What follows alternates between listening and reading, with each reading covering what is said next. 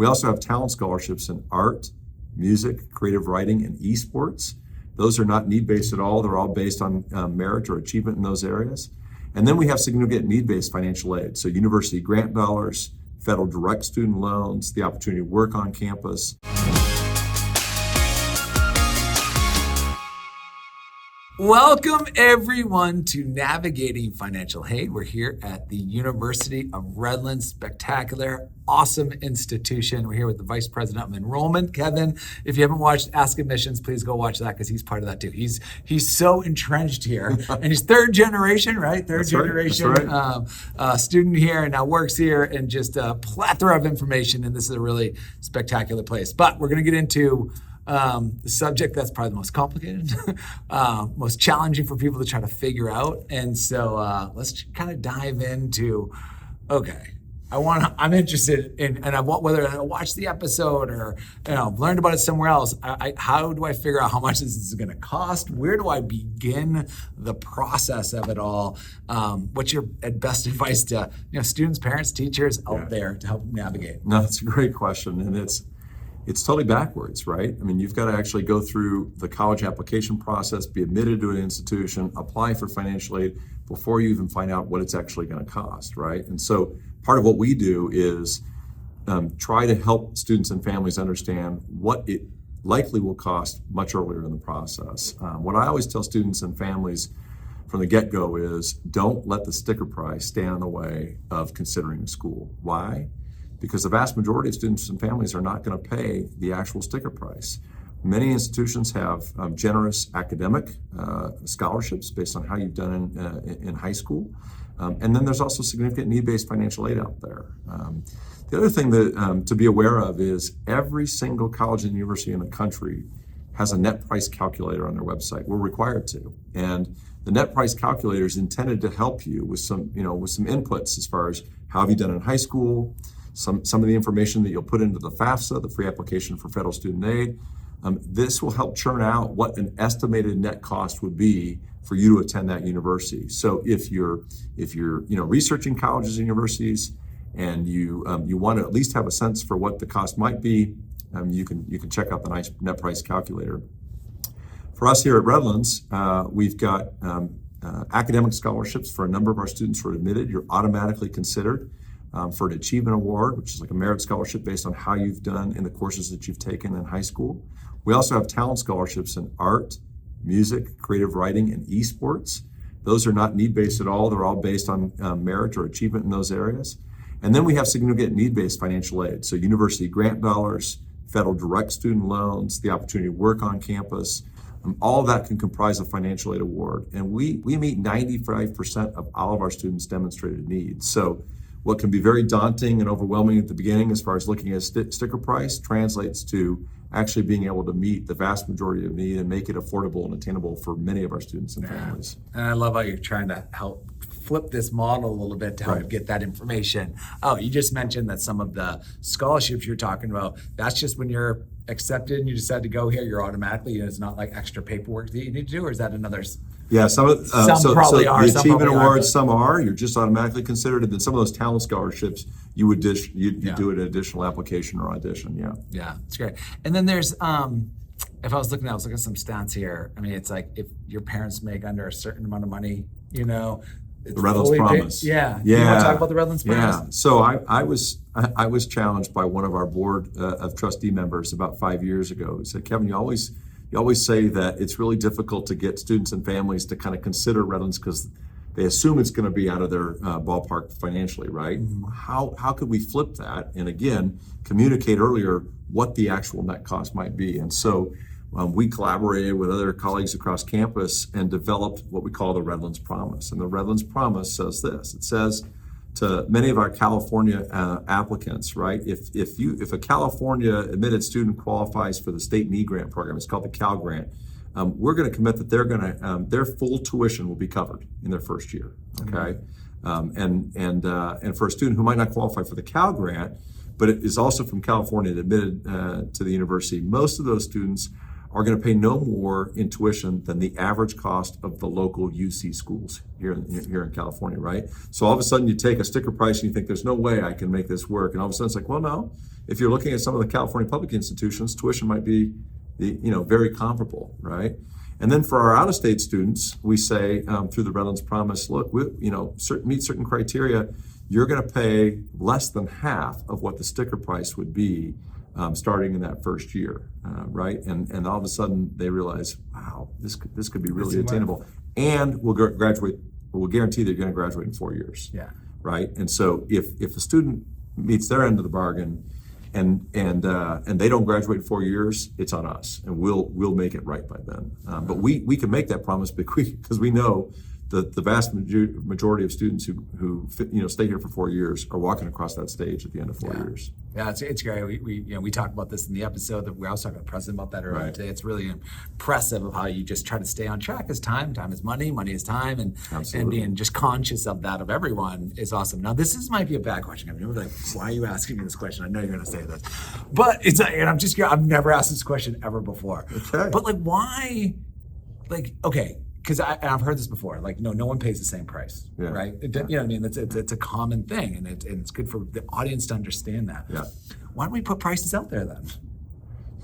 I'm not trying to put you on the spot. No. I know. I'm just curious. I'm just talking from a higher education perspective, super macro level, not specific at University of Redlands, right? I'm just trying to say it's like, because it's very common. It's like, I wonder, it's like, do we just is that hurting higher education? It's like, let's just put this away, because everyone's in general going to be paying. There's all, as we talk about the FAFSA, no one's, a lot is like, where are you in life? Where are your parents in life? And how is that all going to come in? So you don't have to answer that question. Just something that popped in my head as we're making Well, I'll speak to it from Redlands' perspective. I can't speak for everybody, but when I think about that, it's a great question. We pride ourselves on a very personalized education here, right? I mean, your average class size is going to be less than 20 students. And so the financial aid process is pretty personalized. The way we allocate our own institutional dollars to make Redlands affordable and attainable to students depends on how students have done, what they've done in high school and what they bring to the campus community, and also what their own personal circumstances are, right? Not every student and family is in the same position to be able to afford an education like this. And so the reason why we can't do it all up front is because we are trying to make sure that allocation of our own dollars and making the financial aid award work for various students and families is a pretty personalized process. Yeah. Well, I love how you guys are, working with it. It's it's great. But I think even better. Sorry, I took it so. I just was burning a hole in my head as we were sitting here talking. It's like, but I like that I'm the first person you asked that question. Well, it's just, I think it's, you started this whole conversation. We're trying to flip it and trying to give more of that information up front, which I think is fantastic. But more importantly about all of this is really the ROI. It's something we all need to talk about more, because, it's really like, okay, this is time. It's a lot. I always say to people, I talk to a lot of high schoolers. The amount of people that are here to make sure your experience is awesome and to get you educated and ready for the real world. There's nothing like it. So you got to go to college. It's so important to go on and find the right fit for you. But finding that ROI, that's really the conversation. And I always say the business and labor statistics is a great, I'm talking macro level. It's like, for every piece of paper you get, you're probably going to do better in life and make more money. But I'd love for you to talk about it from here, University of Redlands, like the ROI on where you're going to be and succeed in life. And how that plays out. There's probably no thing that I'm more passionate about than that question. And honestly, two recent examples. 10 days ago, I'm sitting with my high school daughter and her junior. She's assigned this junior English paper, and it's about, is college worth it? And I'm sitting there working through that and talking it through. I'm like, this is what I do. Honestly, can I tell you something? It almost bothers me that becomes their essay. Like someone gave that as an essay. It's like, oh, geez. Right. Fortunately, she'd already taken the position of yes. So then we were just working through the proof points, and there are many of them. Last night, I'm on campus in a student town hall, and I get asked a question, and I said, talking about cost and affordability is really important, and we spend a lot of time talking about cost and affordability, and I wish we spent more time talking about value investment and the return on that investment. And so I spent a lot of time talking with students' families about some of the proof points. So, for example, we know that at Redlands, half of our students borrow. Okay, half of our students are not borrowing to afford their education. Half of them are borrowing. Of those students who borrow, their debt at the end of 4 years is not what you read about in the papers or what you see in the headlines, right? It's actually more akin to the price of the first car, of a Honda Civic that you might purchase or whatnot. And I always tell students and families, what happens the moment you drive that Civic off the lot? Yeah, right. That's great. It depreciates in I see where value, you're going. It's right? awesome. Yeah. What happens with the college education? Well, as my daughter pointed out in her essay, it's worth $1 million more over the course of your career on average in earnings, right? Of our students who borrow, they're not having a problem paying back those loans, right? We measure and track student loan default rates, the percentage of graduates that are actually defaulting on their loans. Okay. And at Redlands, it's between 0 and 3% every year. Just for perspective, that's like 3 times less than the national average. And we also track earnings, right? We know that among 2,400 colleges and universities from pay scale, Redlands graduates' earnings are in the top 10%. So yes, you may borrow some. Half of our students do, but it's not an unreasonable amount. You'll be able to pay off those loans, and you're more likely to have a pretty solid career and earnings. So I can't talk enough about that piece. And I think you should be so proud about that for the University of Redlands. I would love to steal you and have you come with me when I have to go, because I talk to the press all the time, and I'm speaking on behalf. But what you just articulated. I know it's not everywhere, and there's so many different paths and different ways to go through theirs.